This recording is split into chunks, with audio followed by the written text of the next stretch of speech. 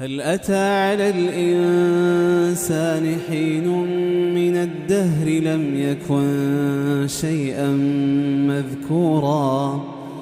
إنا خلقنا الإنسان من نطفة أمشاج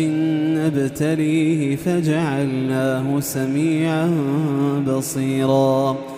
إنا هديناه السبيل إما شاكرا وإما كفورا إنا أعتدنا للكافرين سلاسل وأغلالا وسعيرا إن الأبرار يشربون من كأس كان مزاجها كافورا عينا يشرب بها عباد الله يفجرونها تفجيرا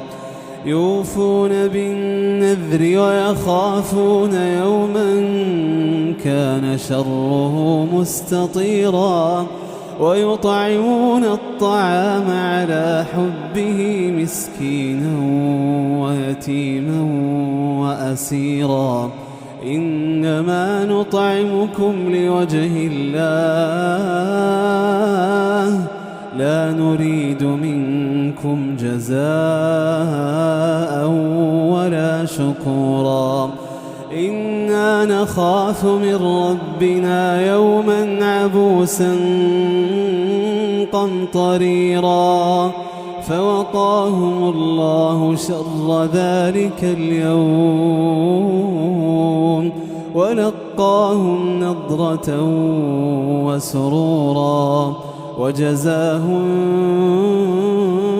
بما صبروا جنة وحريرا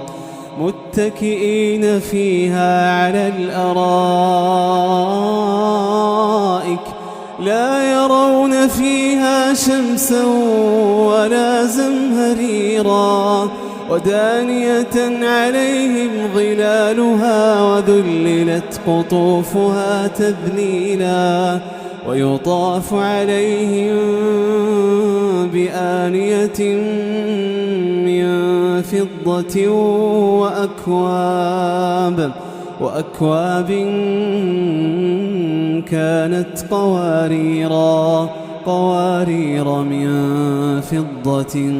قدروها تقديرا ويسقون فيها كأسا كان مزاجها زنجبيلا عينا فيها تسمى سلسبيلا ويطوف عليهم ولدان مخلدون إذا رأيتهم حسبتهم لؤلؤا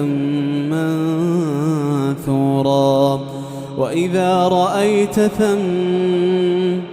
وإذا رأيت ثم رأيت نعيما وملكا كبيرا عاليهم ثياب سندس خضر واستبرق وحلوا أساور من فضة وسقاهم ربهم شرابا طهورا إن هذا كان لكم جزاء وكان سعيكم مشكورا إنا نحن نزلنا عليك القرآن تنزيلا إنا نحن نزلنا عليك القرآن تنزيلا فاصبر لحكم ربك ولا تطع منهم آثما أو كفورا واذكر اسم ربك بكرة وأصيلا ومن الليل فاسجد له وسبحه ليلا طويلا إن هؤلاء يحبون العاجلة ويذرون وراءهم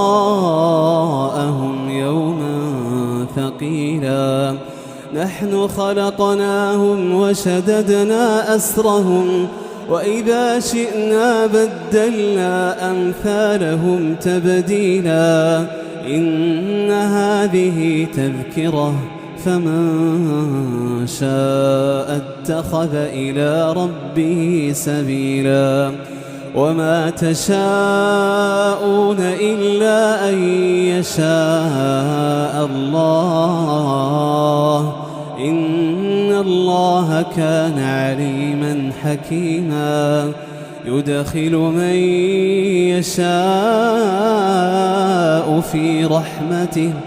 والظالمين أعد لهم عذابا أليما.